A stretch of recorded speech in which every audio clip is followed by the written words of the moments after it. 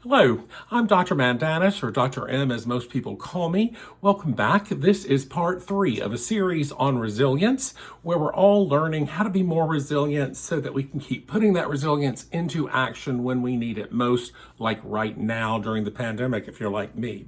Today we're going to focus our attentions on the second key of resilience, which is physical and emotional wellness. Since resilience is the process of overcoming any struggle, you can see how if you're not feeling physically well, or if you're not feeling emotionally well, it's going to be harder for you to problem solve and harder for you to overcome a struggle. So that's why those two elements are so important to think about. So let's jump right in. Some of the best ways that you can keep physically well, make sure to keep on top of your healthcare visits.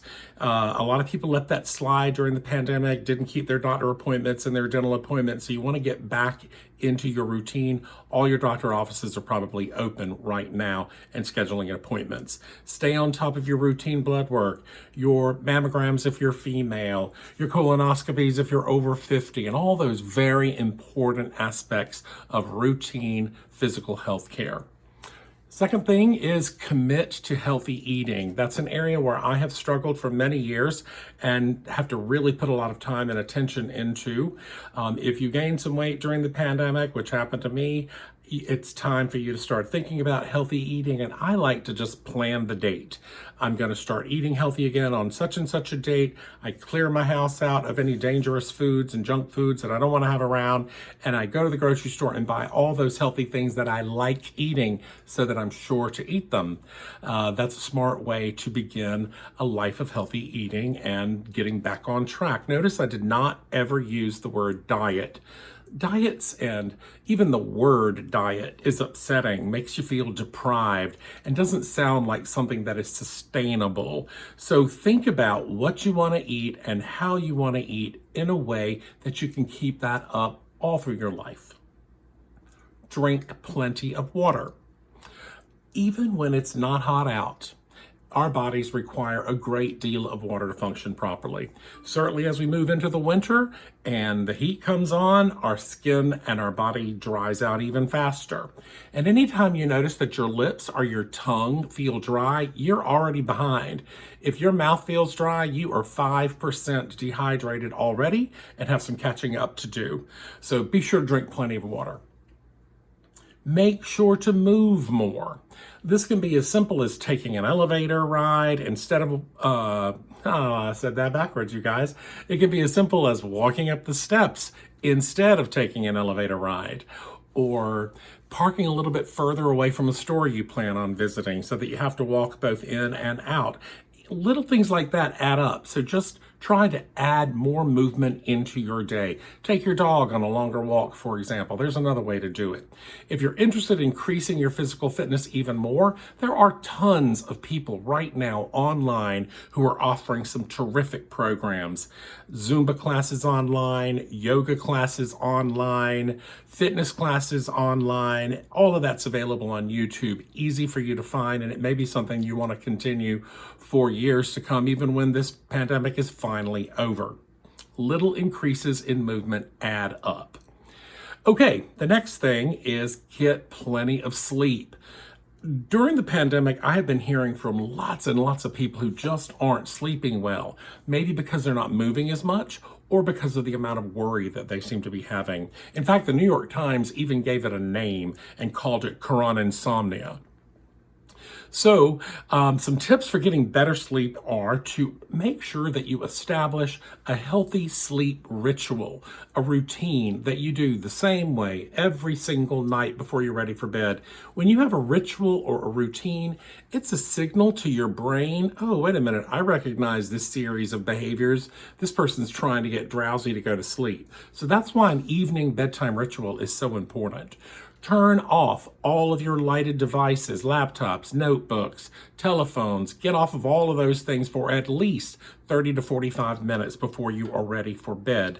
The light that comes from these devices is very disturbing to our brains, the blue light in particular, and it gives people a lot of problems with sleep. If you'd like a little bit more information about healthy sleep, check out my YouTube channel, Perry Mandanis Couch Stories Podcast. You can find it easily. And I have a series of short videos that are all about self-help called Take a Minute, and one of them is about sleep, so you might want to check that one out. Obviously, you want to avoid caffeinated products for at least 6 hours before sleep. Okay, next, limit your use of alcohol and marijuana. During the pandemic, some people have accidentally increased their use of substances in order to cope, but that results in daytime drowsiness, fogginess, tiredness, and forgetfulness all through the day. It's best not to drink more than 8 servings of alcohol per week spread out over the week. And let me describe what I mean by one serving.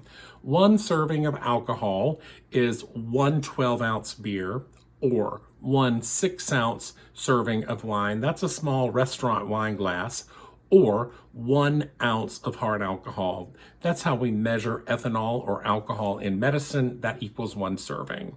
And obviously, don't use any tobacco products of any kind, electronic smoking devices, cigarettes, chewing tobacco, etc. Okay, moving on.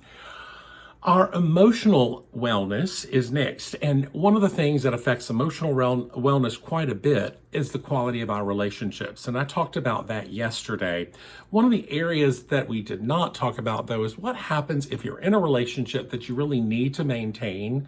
Maybe it's a parent or something like that, and the person's not necessarily abusive, but they can be difficult to deal with. If those types of people are in your life, they wear you out, they tax you, they take a lot out of you. And that is where, for you to develop emotional wellness, you may need to develop some boundaries with these people. Boundaries with difficult people can be a very important step toward establishing emotional wellness. Now, let me just say, boundaries will not change the other person, but they will protect you from being dragged into that other person's negativity. Telling the other person about your boundary might not change the future, but it will keep you safer from them, and you'll be less exposed to the kinds of things that they do and say that upset you. Boundaries will not change the past either, but they will communicate what your needs are right now in the present. And having better boundaries will not eliminate conflicts with these people, but they will enable you to stay connected with those people that you know are difficult, but who you wish to remain connected with. Finally, boundaries will not eliminate your strong emotions, but they will clarify your limits with the other person so that perhaps you can limit your exposure to the things that upset you, and therefore you will feel less upset feelings. Okay, next. Keep a positive mindset. That's probably the most important one of all. Stay positive, people. Try to scan your environment for what is going well.